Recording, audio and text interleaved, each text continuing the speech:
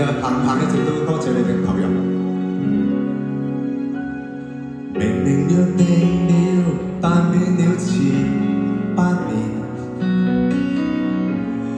還未問你這些年來，你的率性可會改變？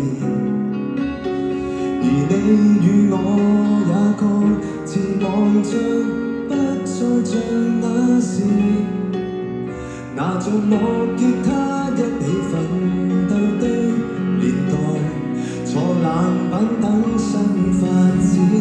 明明決定了，別再緬懷往年，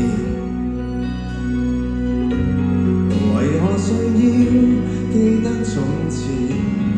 躺於沙發的半自然，如今終於叫往日承諾通通切實兌現。錯過了，趕上了，請不要介意。凝望你會心微笑，偏感覺諷刺。是你這個戰友，捱到盡頭，闖過了關口，於觀眾席裏揮揮你手，都總算沒有叫眼淚白流。可笑是我這個戰友，贏得掌聲，人仍然愛狗，儘管不可還手，輕輕握一個手，都很請你接受。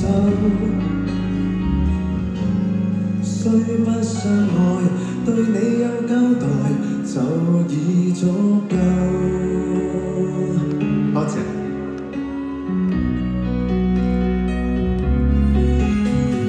明明最合襯，沒法變成愛人，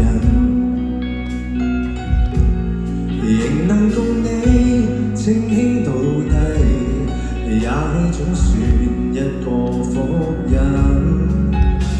能一起掙扎也是緣分，都算值得等。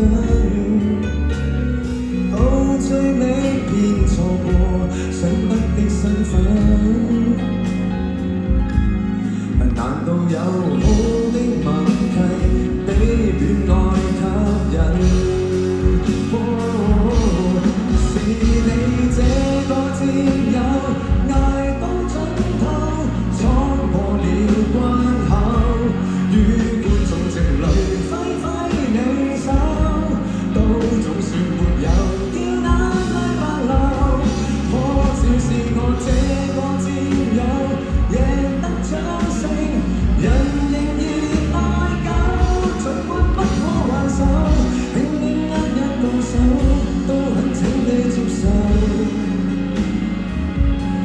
雖不相愛，對你有交代就已足夠。簡單一句，戰友保重，就已足夠。